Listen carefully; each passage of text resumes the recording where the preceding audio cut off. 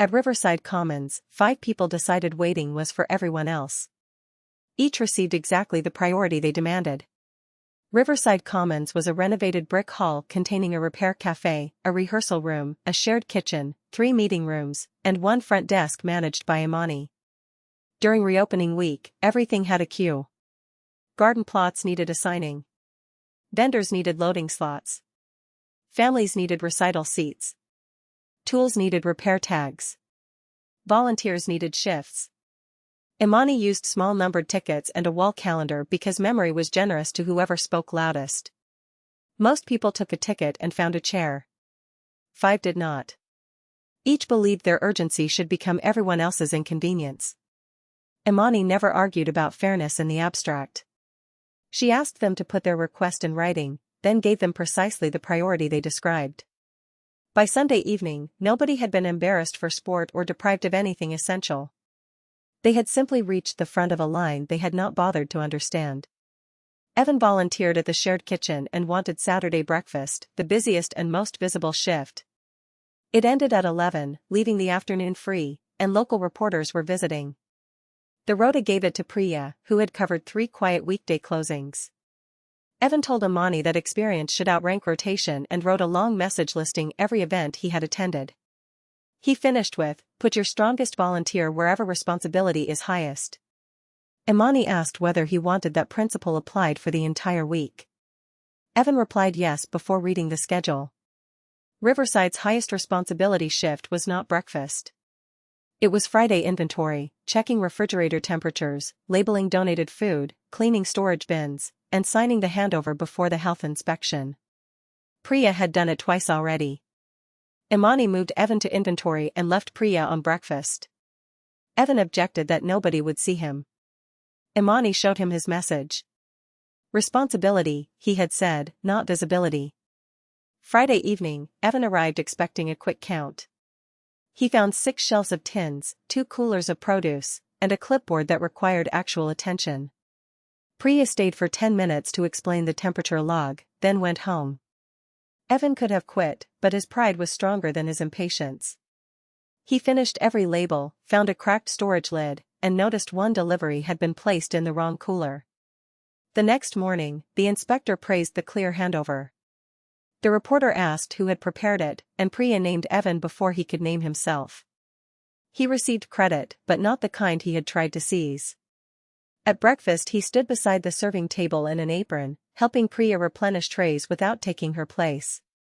The rota stayed rotational. Evan never again described the invisible shift as less important. Marla lived across from Riverside and wanted the first raised garden bed, the one nearest the gate. 12 residents had joined the waiting list before her. She claimed proximity should count more than date because she could keep an eye on everything. When Imani refused to skip the list, Marla filed a written request for strict efficiency. Plots should go to whoever could begin immediately and maintain the site every day. The garden committee accepted her rule for 1 new communal bed that nobody else had requested. It was beside the compost bays, received strong morning sun, and came with the daily job of checking the water tank. Marla had asked to be first, so she received first choice of that responsibility. The private bed by the gate went to the next name on the original list. Marla called the communal assignment unfair until Imani read back the sentence about daily maintenance. Marla could have refused. Instead, she planted herbs and 3 rows of beans, partly to prove the committee wrong. Children from the after-school club helped make labels. The repair cafe fixed the loose tap on the water tank. Within a month, the communal bed produced more than any private plot because someone checked it every morning. Marla began leaving mint and rosemary in a basket at the front desk. She still watched the gateside bed, but now she watched for slugs rather than ownership. When another private plot opened, her original waiting list position had arrived naturally. She turned it down. The compost side bed had become the place where neighbors stopped to talk, and she liked being responsible for something nobody could reserve. Her attempt to jump the line gave her more work first. The work gave her the community she had tried to outrank. For the children's recital, tickets were free but limited to 4 per family. Joel arrived early and draped scarves across 14 seats in the front row.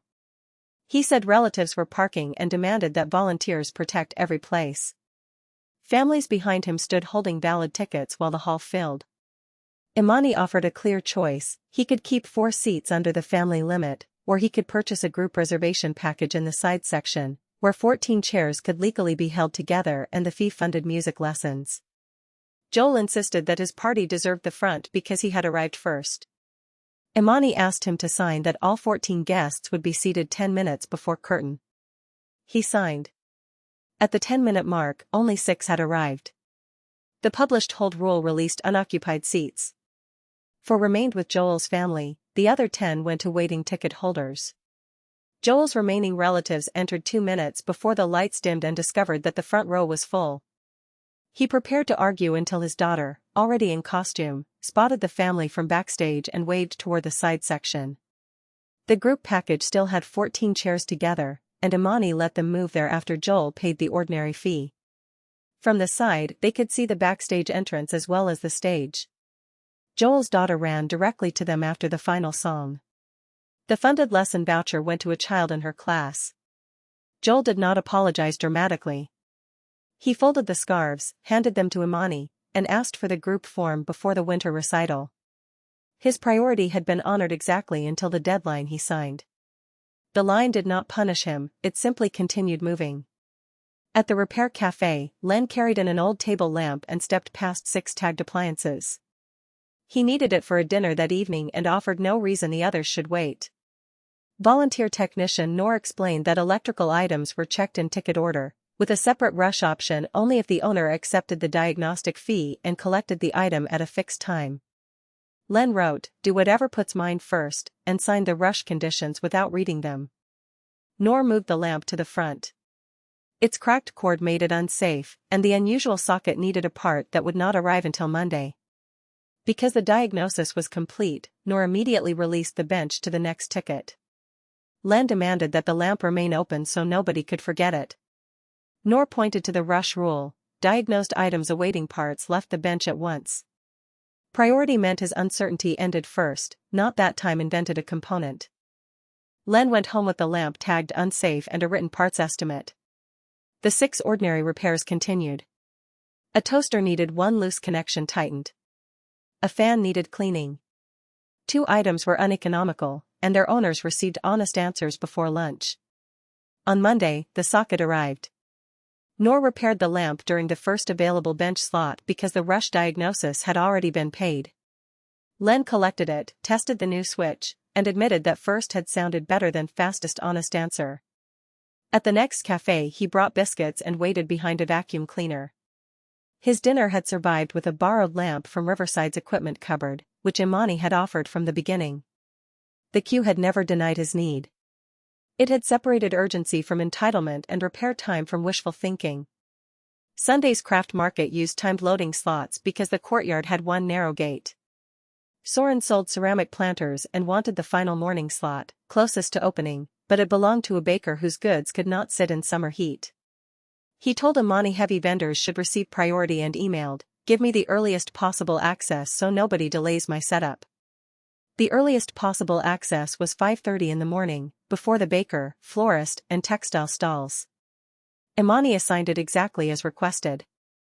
Soren arrived at 7:30 and found the gate occupied by the published sequence. He called the desk, furious that his priority had vanished. Imani sent the time-stamped assignment and offered the next overflow slot at 9:15, after opening. His alternative was to carry the planters from the public car park in smaller loads.